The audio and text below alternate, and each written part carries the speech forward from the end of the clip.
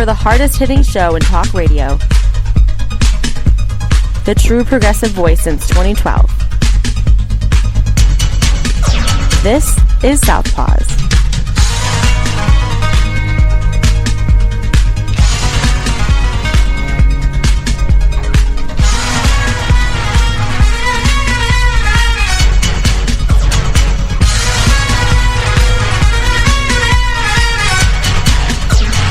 And welcome to Southpaws on the Pacifica Radio Network. We are the leaders of the revolution. My name is Darren Gibson, and I'm your co-host.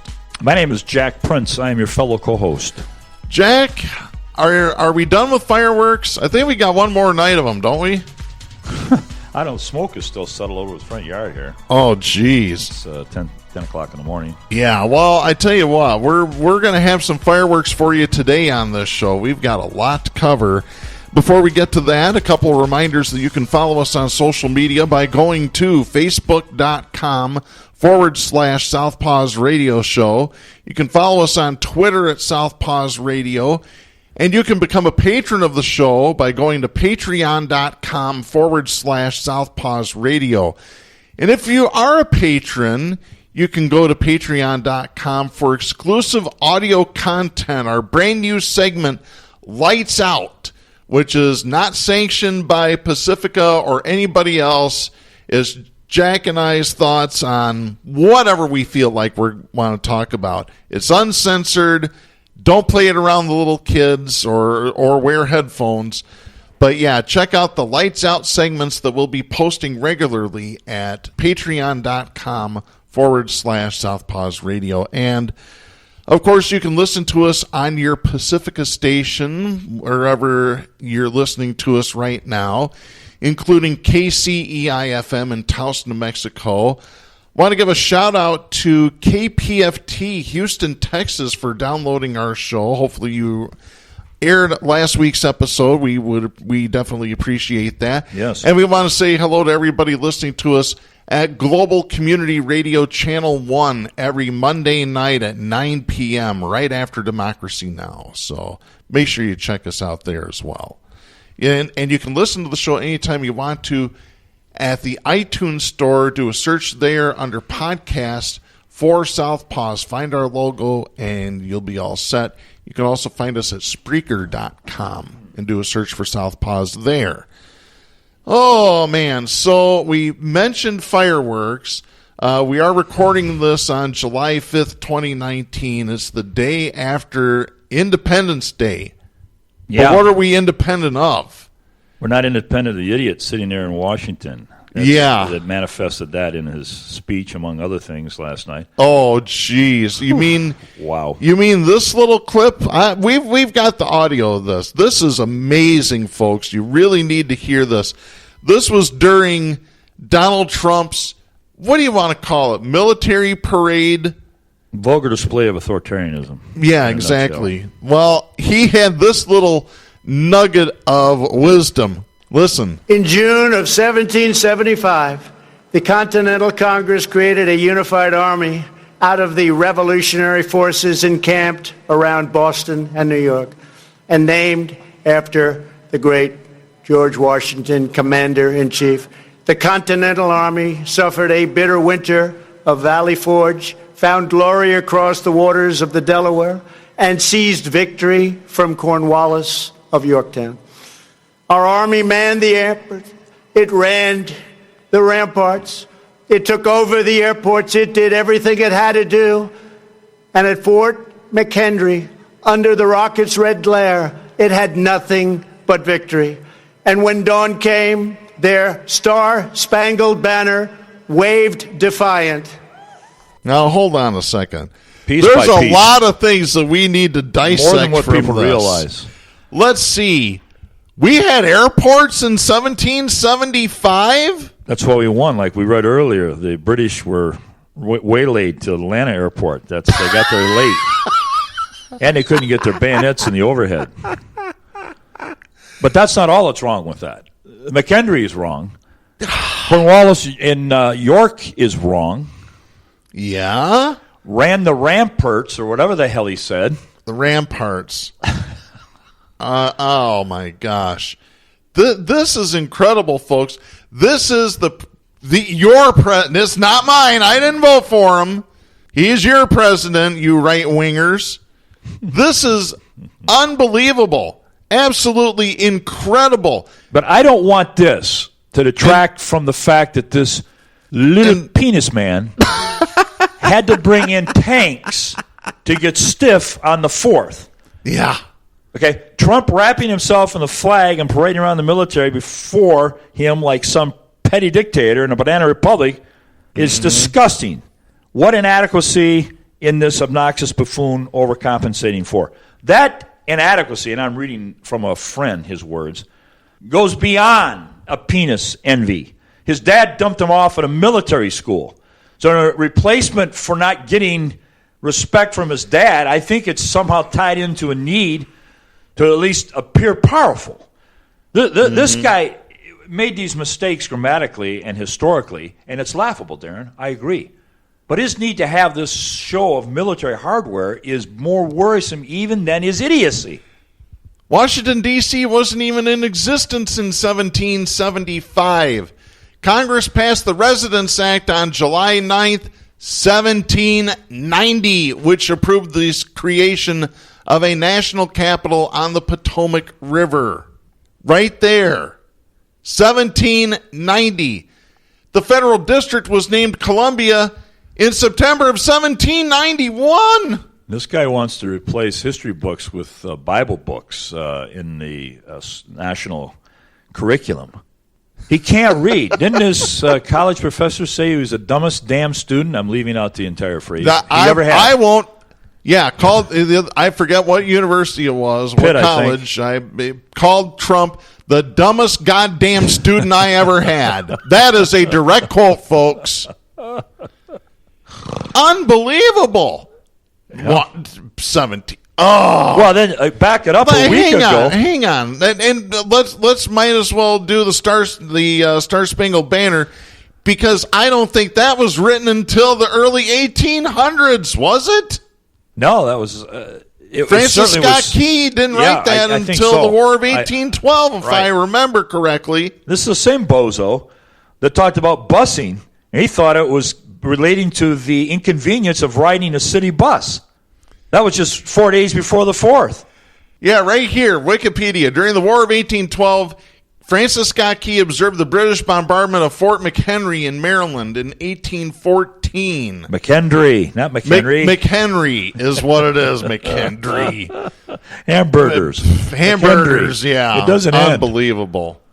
Yeah, this is... Folks, you heard the clip. Do I need to play it again? I'm going to try what you just did. The dumbest goddamn student he ever had. That feels good. It does. It feels. You may have to spend. You know what else? There, you know what else? Feels you good. know what else feels good? That's Trump right there. Cuckoo bird. He's either got mental deficiencies or he's got dementia. You take your pick, folks. Take your pick. And this is a guy playing with tanks in front of the White House. Yeah. This is scary. You should be scared if you're listening to this broadcast. You should be petrified over what Trump has done the last several days. Hell, since he got in office, you should be petrified. You should be in the streets protesting. Where's the protest?